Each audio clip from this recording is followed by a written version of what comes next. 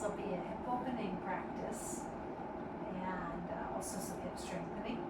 And you'll need a few props, a blanket to sit on, a couple blocks, and a strap.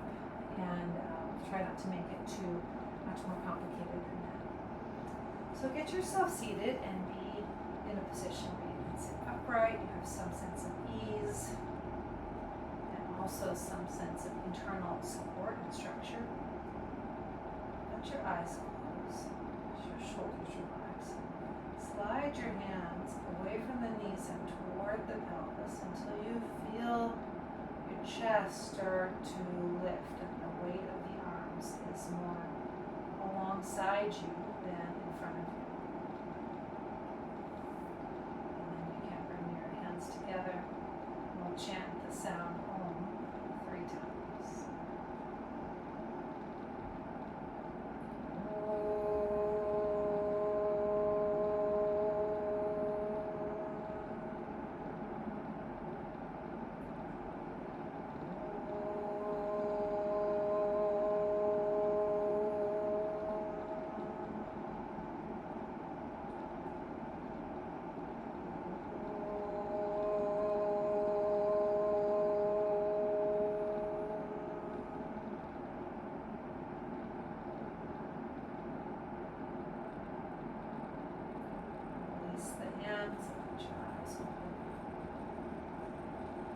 Actually going to start lying down to get something sort of essential. Working with the concept of hip openers is a little bit of a bigger can of worms than it first sounds like. In order to get the hips, the job of the hips is to provide us with a lot of stability so we can walk around on 2 legs instead of on all 4s. So we want to be grateful for the support our hips give us.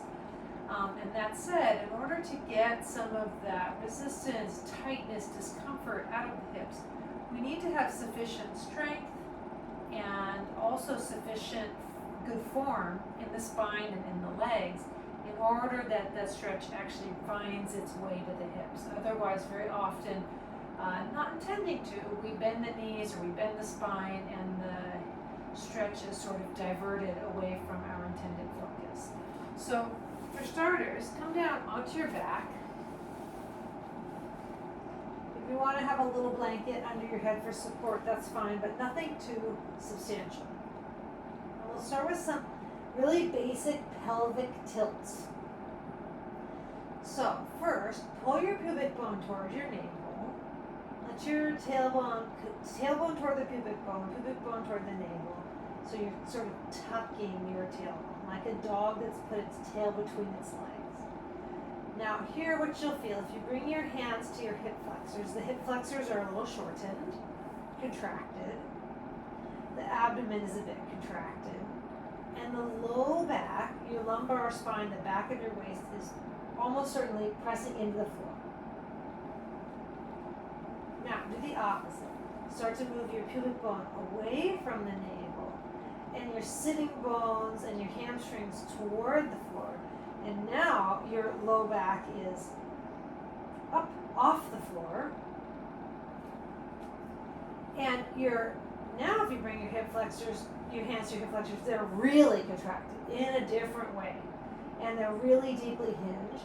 And the length of the abdomen is more pronounced and the contraction is more in the back side of the body.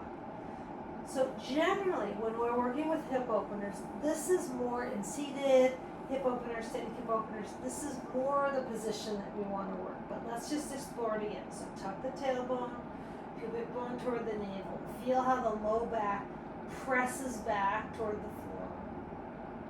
And then reach your pubic bone away from the navel and feel how the low back comes into the body. Now see if you can just neutralize a little. Keep the low back up off the floor, but draw the abdomen in for support. So you're not overdoing that arch in the low back, but you also aren't letting the low back collapse back toward the back of the waist. Good, and then release. So this is the easiest place to feel it. Now we'll flip ourselves over to all 4s and see if we can feel it again in that context. So come to your all 4s. hands under your shoulders, about shoulder width apart, knees under your hips, about hip width apart. Toes can be pointed or flexed, user's choice. Now, same thing as before. Tuck your tailbone, like a dog putting its tail between its legs. Pull your pubic bone towards your navel. Push your hands into the ground. Tuck your chin, look back towards your own belly button.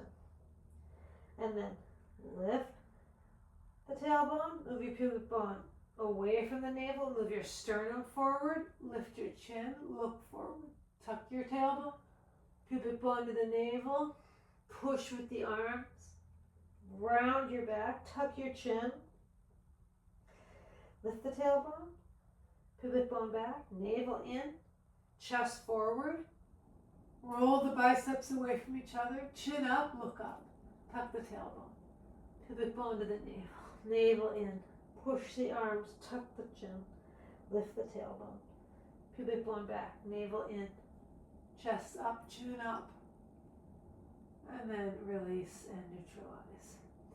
So we want to have this sense of the mobility of the pelvis and the base of the spine. What's happening here? Because when we are sitting and the sensations in the hips are tight, it's easy to lose track of what's happening. Now, from here in your hands and knees position, extend your right leg out wide to the right. Left toes, turn them under so the heel's up. Start to sit your hips back and bring your hips to your heel. Look forward, chin forward. Come back up. Move the pubic bone back. Keep the tailbone lifted. Tailbone lifted. Stretch your hips back. Look forward. Come back up. Tailbone up. Navel in. Move back. Come back up. Neutralize. Tailbone up. Navel in. Move back. Try not to round the back. Come forward. One more time. Navel in. Tailbone up. Move back. As you go further back, the temptation to round the back is more, so work for it. Come back up. Now point the toes of the left foot and sit your hips all the way back. And now, of course, there'll be a little bit more rounding in the low back, but keep drawing the low belly in. Keep reaching the chest forward, chin forward, so you're not succumbing to the rounding of the back. Good. Come back up. Switch sides. Extend the left leg out to the left. Right toes turned under. Sit your hips back. Come back up. Navel in, tailbone up. Come back. Buttocks to hip, buttocks to heel. Come back up. Navel in, tailbone up. Sit your hips back and come back up. Navel in, sitting bones up, sit back. One more time, navel in, tailbone up, sit back, and come back up. And now point your toes on your right foot. So pointing the toes makes the heel go a little lower, means we'll sit back further. Now let your hips come all the way back. A little rounding might happen, but stay up high with the chest. Keep moving the sternum up out of the navel toward the throat. Keep looking forward with the chin. This is a nice stretch in the low back, inner thigh. This is a really great hip, low back opener, especially when we can really keep the integrity of the spine. Good, and come back up, and then release. And we'll come into downward facing dog with the hands and feet a little wider than usual. So place your hands, depends how wide your mat is, but hands a little wider than shoulder width, feet and knees a little wider than hip width. Turn your toes under, lift the knees off the floor.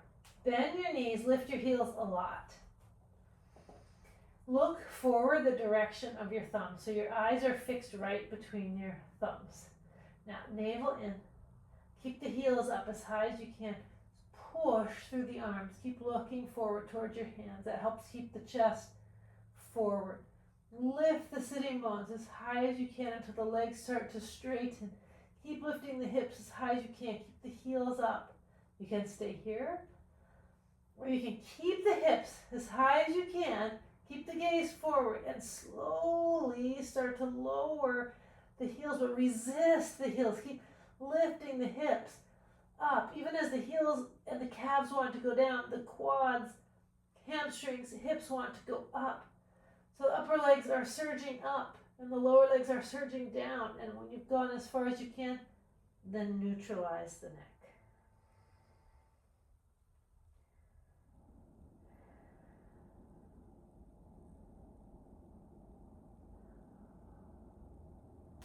And then walk your hands and feet toward one another. Bend your knees, hands to your hips. Extend your chest forward and push yourself up to standing. And we're going to do some lunge work, and I want to show it at least once before you do it, because in my experience of teaching this lunge work, I learned this work from Christina Sell. I want to give her credit for that, and something that I've used a lot over the years since I learned it from Christina. A great way to explore a range of motion in the hips. You'll definitely want blocks. Blocks are a little more versatile than a chair for this, and I always put a blanket down for my back knee because I have a hardwood floor. If you have carpeting, it won't matter so much. So I'll show you the sequence briefly, and then I'll do it with you as we go through. But this way you can watch first and sort of see the imagery of the poses and help that set in. So we'll start with a raised lunge, which is when the front leg is bent and the back leg is straight. And we're trying not to get like sloppy noodle legs. We want good, crisp, firm legs. It can help with that back leg to not be sunken all the way back into the heel, but to have a sense of pushing off the back foot like a sprinter out of the gate. Chest forward. Then on the switch sides for this demo, then you'll lower the back knee down. And we'll do a lower lunge where the hips go forward, chest comes up. And then I'm going to move my right hand to the right, and I'm going to turn my left toes out. If you look at the front foot, I pivot on my heel and turn my toes out. Shift the hips forward, lift the chest. So it's got a twist, it's got a stretch. You can stay here. Some of you will reach back and catch the foot. It's not like good people do this and bad people don't do this. So you work up to your own threshold, of course. And then we'll release.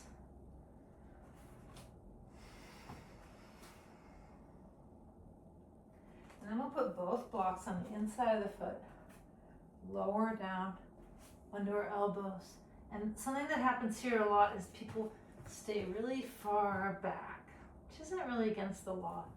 But see if you can just work with the sensations in your body and gradually, to some degree or another, work your elbows down. And then we'll come back up. Raise the back leg. And switch sides. So that's the future, and now let's do it together. So stand between your blocks at the front of your mat, hinge forward, hands on your blocks, and step your left leg back. See if you can be bold and take a big step. You might need to shimmy the left leg a little further back. The right leg is bent, knee over, more or less over the ankle. Back leg, make it strong. Really fill that back leg with purpose. A little bit here, pull your pubic bone towards your navel. Push your hands into your blocks. If you photoshopped out your right leg, you would want to feel that you were basically doing plank pose. So you do want to feel some response from the abdomen, some response from the arms, and strong response in the back leg. Now slowly lower the left knee down. You can keep the toes of the back foot turned under or pointed, your choice. If you're really upright here and the left hip is directly over your left knee, see if you can, even a little, inch your way forward and have your pelvis a little more forward so you get more of a stretch. You know, you have to work within what feels reasonable in your own body. your chest up. A lot of times here people sort of sag and the lights go dim. So keep lifting your sternum. Look your gaze straight ahead. Now your right hand is on a block. Bring your right hand and your right block to the inside of your right foot and move your right foot over to the right edge of your mat. I'll show you briefly so you can see. Pivot on your right heel and turn your right toes out. Now shift your hips forward. Your left hand, you can move this block further to the left. You can turn it down a level. You really have autonomy here. So move the left hand a little further out to the left. Put some weight in the left hand and bring your right hand up to your right knee. Turn your torso to the right and shift your hips forward. So there's a twist, there's a stretch. Pull your back knee, your left knee, and your right foot a little bit toward each other. So you put a little bit of muscle into the stretch. You can stay here, or you can lift that left foot off the ground, reach back with your right hand, catching the foot behind you. Draw your navel in, chest up, look up, and then release. Pivot on your right heel and point your right toes straight ahead. Have your right hand and your right block on the inside of the right foot, left hand under your left shoulder. Stay here, arms straight. You can bring your blocks on tall and bring your forearms down onto the blocks. That's a little lower than straight arms. You can bring your blocks down onto medium. Some of you can do the blocks low. Some of you can eliminate the blocks altogether. Your right knee might start to drift off to the right like an unmoored ship. So squeeze your right knee towards you so it stays near you, stays anchored or tied to the dock.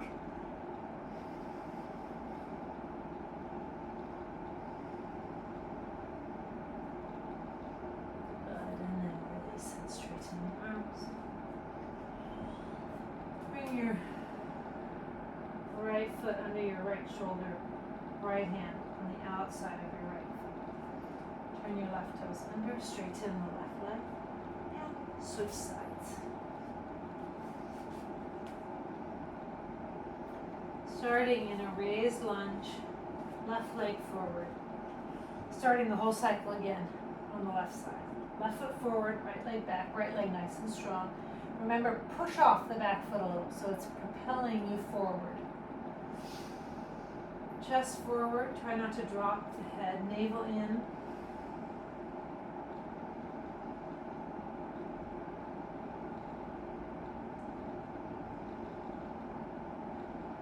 And then lower the right knee down, and you can keep the right toes turned under or point the foot. Let the hips just drift forward. Keep lifting your chest. Keep encouraging the sacrum forward. As the hips go forward, the chest comes up. Like a teeter-totter. If a grown-up sits on one end of the teeter-totter, a little 2-year-old on the other end goes way the heck up. So let the weight of the pelvis shift forward and send the lightness of the chest up. Now, move your right hand and your right block a little further to the right. And heel toe your left foot further to the left. Pivot on your left heel, turn your left toes out. And here again, you can adjust the height and the placement of that right hand. So you can lean into it. Bring your left hand up to your left knee. Move your hips forward. Turn your ribs to the left. Lift your chest, look up. Pull your back knee and your front foot toward each other, like you've got a bungee cord between them. That'll help firm up the pelvic floor, give a little muscular support into otherwise what can be a very intense stretch. And you can stay here or you can lift the right foot off the floor, reach back with the left hand, catch the foot.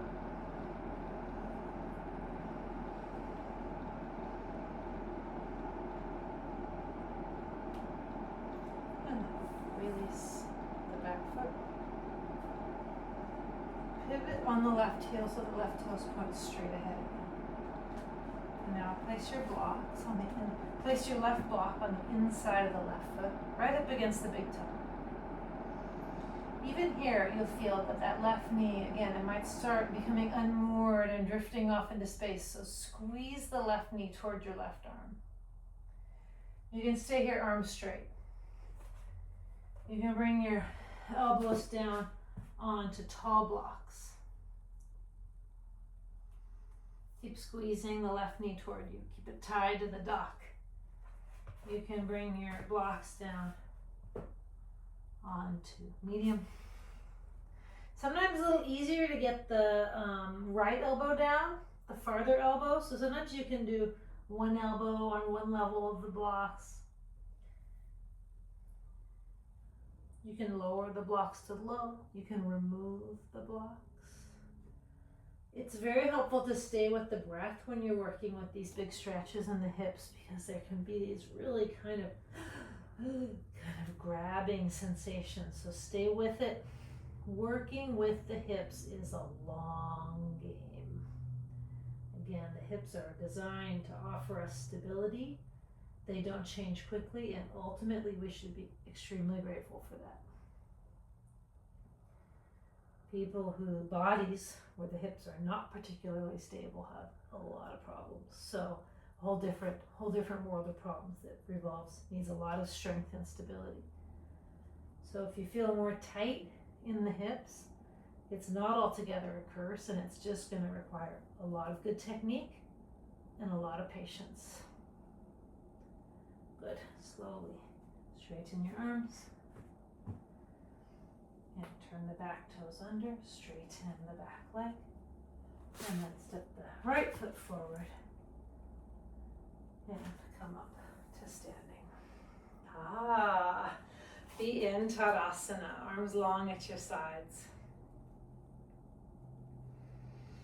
Little hips working hard.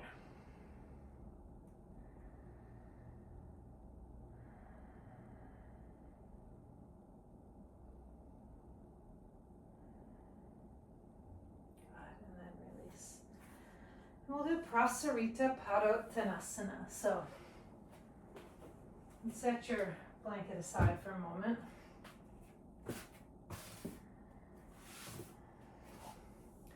I'm gonna go, you can be lengthwise on your mat. I'm gonna go kind of 3/4 angle so you can see partially a front view and partially a side view. Have your hands on your hips, feet wide apart. Turn your toes in a little. When the toes are turned out, it's not against the rules per se, but it jams up the range of motion, the natural range of motion in the hips. So you'll get more freedom in the pose if you turn your toes in a little. Hands on your hips, draw your navel in, lift your chest up, look up, pelvis forward, and then hinging forward, and bring your hands down. And maybe you bring your hands to your blocks. And maybe you bring your hands to low blocks or to the floor. Put a little bend in your knees. Move the pubic bone back between the thighs. Lift from your inner knees up to your inner thighs. Lift the tailbone. See if you can straighten the legs. Here, the first step here is what in Iyengar Yoga we call the concave back, which is tailbone really lifts. Think of a skunk spraying its attacker. Pull your sternum forward, pull your chin forward and lift your tailbone up. The front body is so long. Straight legs, straight arms. If you can't straighten your legs, bring your hands way higher up until you can. Tailbone up. Pubic bone away from the navel. The pubic bone surges back away from the navel, and the sternum surges forward toward the chest.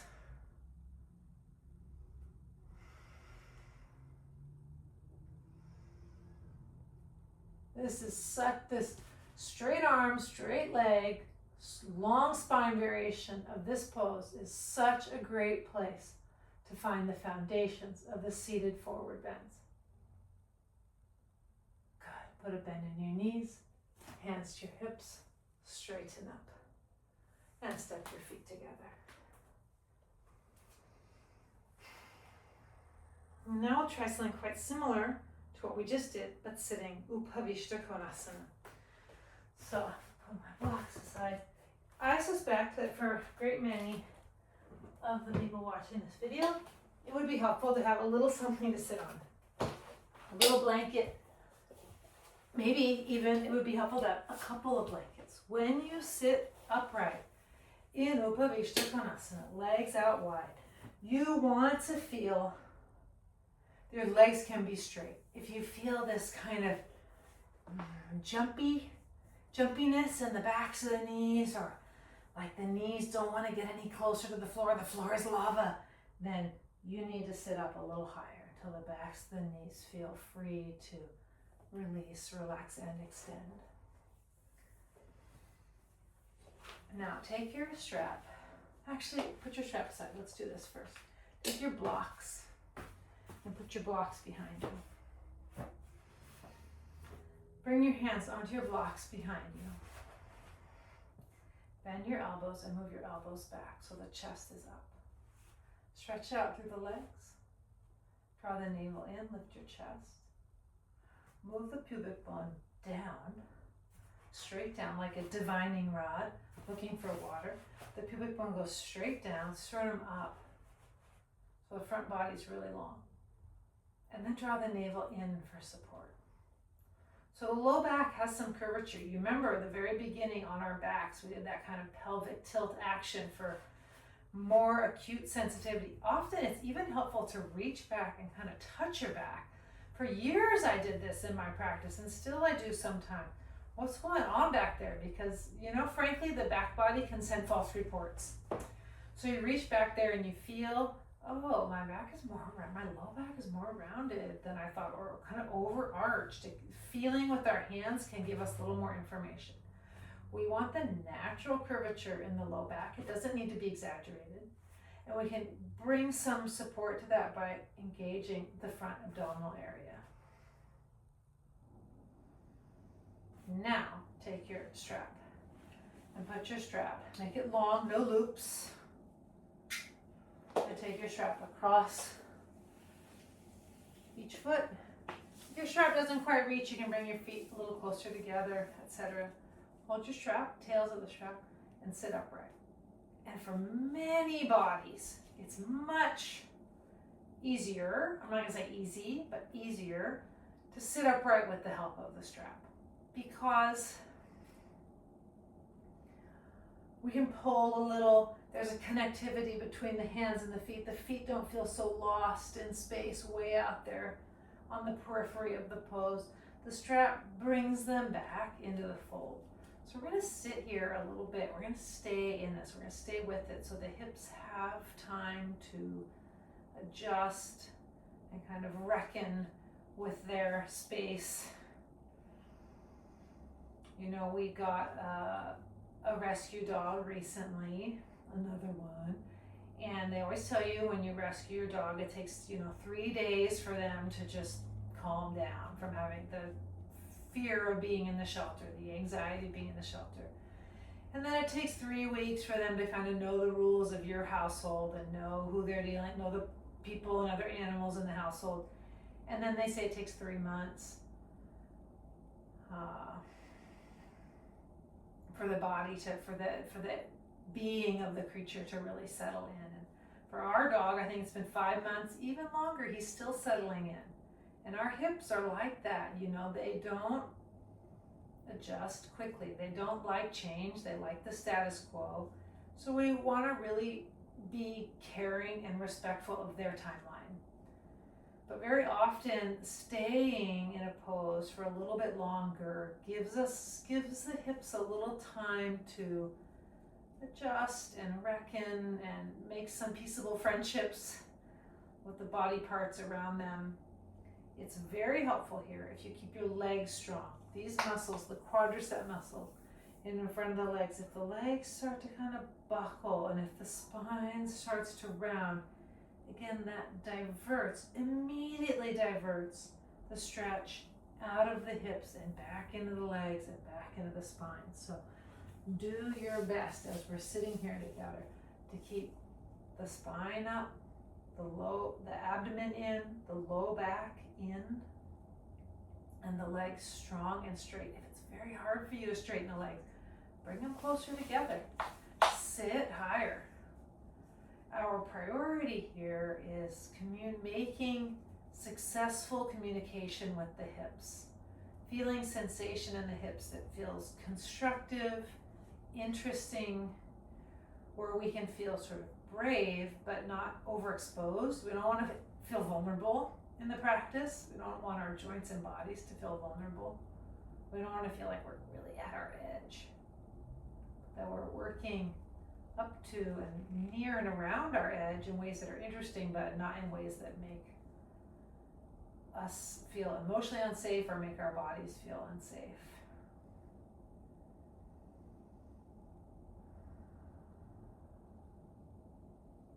And then release your strap. And we'll do Baddha Konasana, sitting in Baddha Konasana. Bring your hands to the inside of your knees. Help yourself open your knees. Now here, almost everyone needs to sit a little higher. So most people can probably benefit from at least 2 blankets. I'm going to show you a little trick that I use a lot, which I like, which is to take my blanket on a diagonal so that there's one really clean nub of the blanket. When you fold it small, you got these are kind of loose ends, these are shabby ends, and you got this one nice clean nub. I'm going to stack those guys on top of each other, and I'm going to point the blankets diagonally straight at the camera. And then I'm going to sit here so that my sitting bones are on the blanket. Pubic bone is right above the 2 stacked nubs of the blankets. And this way, there's room for the mass of the thighs to extend down without hitting the blanket, which I personally really like. Some of you will feel a grip or kind of a tension in the inner thighs, in the adductors, because you're sort of asking the legs to open, but then the legs are also like, I know this person who lives in my body doesn't want me to have a groin pull, and your hip flexors are right. So it might also benefit you to have something under your knees. The general rule of thumb is that we want the knees to be sort of level with the pelvis or lower. The reason for that is that's when the hip flexors and the groin gets this feeling of length. I always think of like a river overflowing its riverbanks and spreading out across the soil. You want to feel here the energy of the groins can spread out laterally. And when the knees are up high, it goes back into the hip flexors. So again, you can always add more height. If you have support under your knees, be mindful that as you settle into the pose, you might not need it. As your body softens and gets used to your surroundings, you might be able to move the support a little further out, or do away with it altogether. Have your hands back behind you. Push down into your blanket. Sit yourself up tall.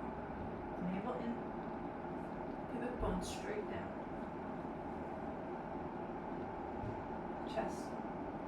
You can stay here, hands behind you. If you're not using your blocks under your knees, you can put your hands on blocks.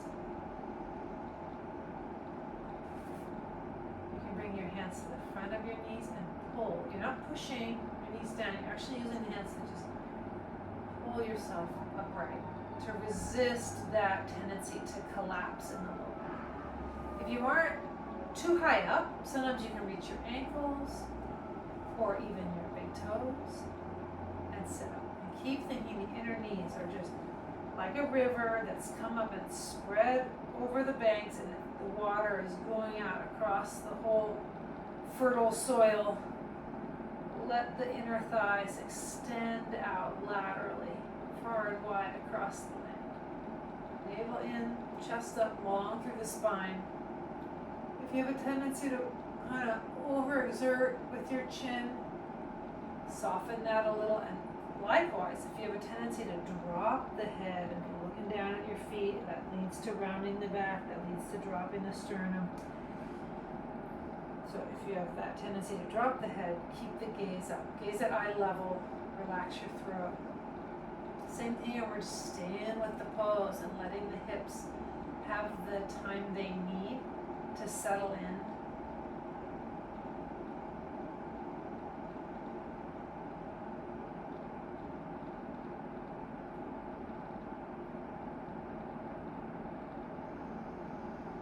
Patient with your little hips, just like you would be patient if you rescued a new dog.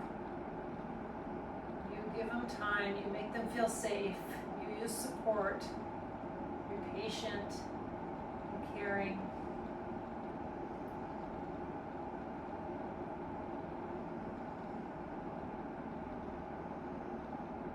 Alright, and then release, bring your knees together. Use your hands to help the knees come together so the hip flexors and stays solid.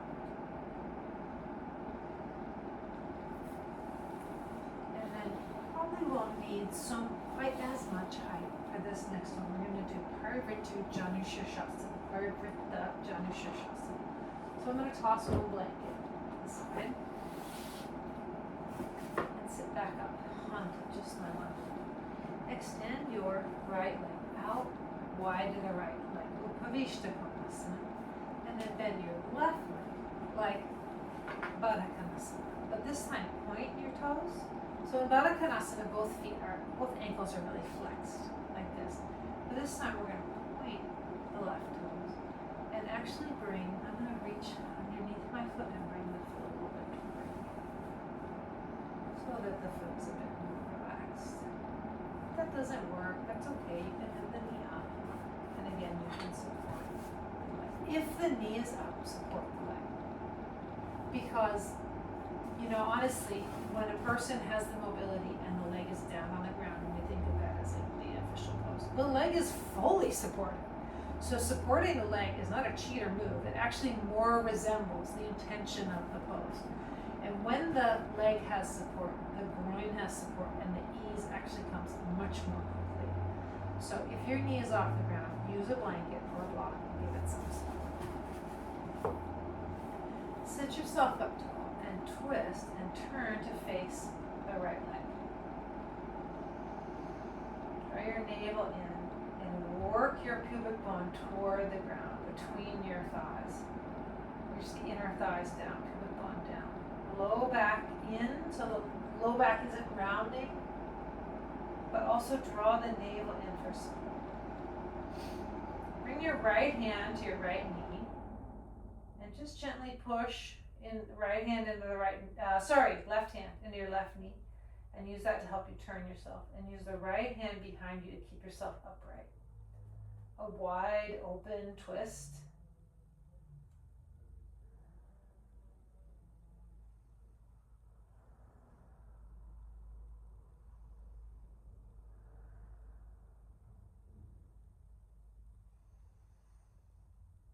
Good, and then release.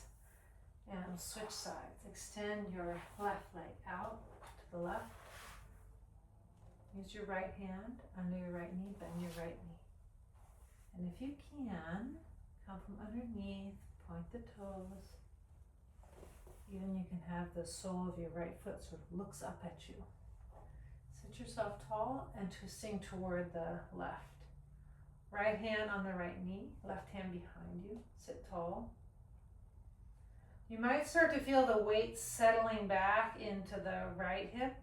See if you can keep the weight even in both sitting bones. And again, that straight leg, keep it strong, because if that leg starts to kind of poop out or check out early, when the legs lose their energy, the spine loses its energy, and the stretch in the hips leaves the chat. So if you can keep your straight leg straight and strong and your spine straight and strong, only under those conditions do the hips and pelvis sort of finally come on board.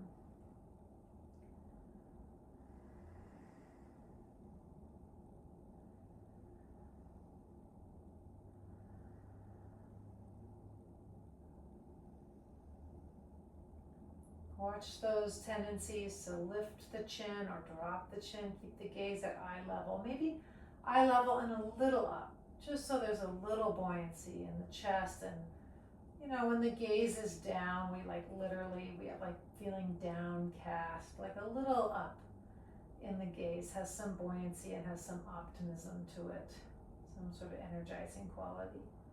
Keep your right leg strong.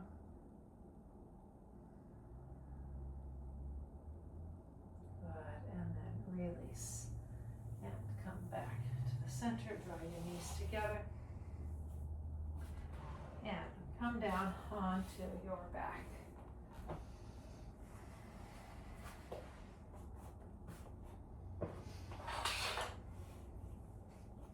If you like to have a little blanket underneath your head for some support, you can certainly do that. Don't make it too high so you're not shoving your head too high up off the ground. Draw your knees in towards your chest and you can catch the shins. If you have dodgy knees, catch behind the knees. That gives a little more support to the knee joint. And then lift your head up off the ground. And you can even rock a little side to side.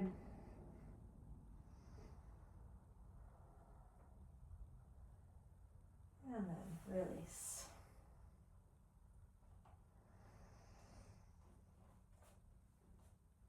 Push down into the feet, lift the hips a little, tuck your tailbone, and then extend the legs one at a time for Shavasana.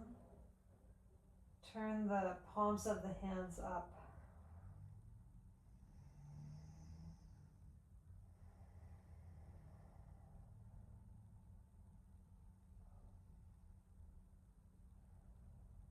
Let your jaw relax. Often working with the hips, we sort of clench our jaw. There's some sort of parallel tensions between the jaw and the hips. So here, really let your pelvis, as you settle into your Shavasana, really feel your hips. You might feel some sort of resonance or reverberation from the practice. Really let the whole pelvis, hips, hip flexors, groins, let them really be heavy and really sort of settle into or ease into the support of the floor. And let your jaw relax and let your face relax and be in Shavasana.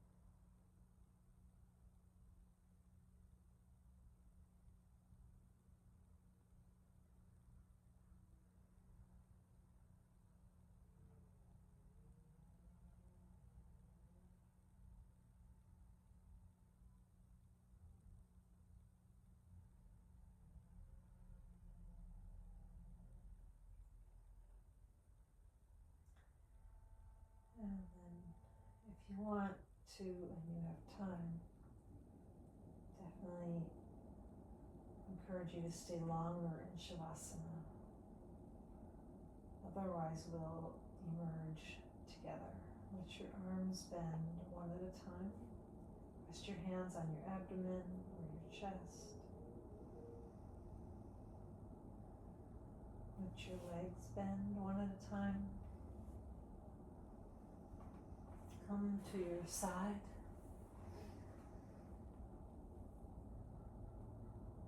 And then press yourself up.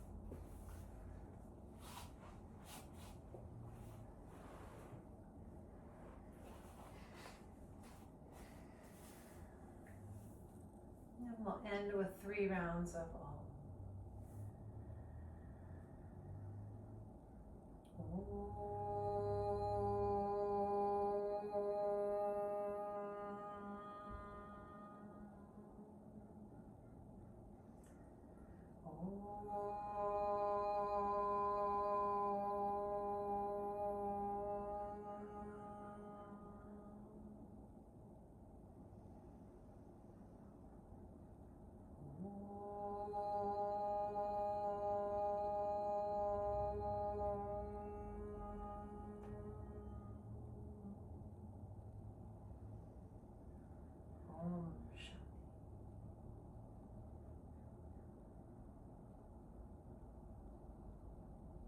Thank you so much for practicing together. I hope that felt good for you, and hope to see you again.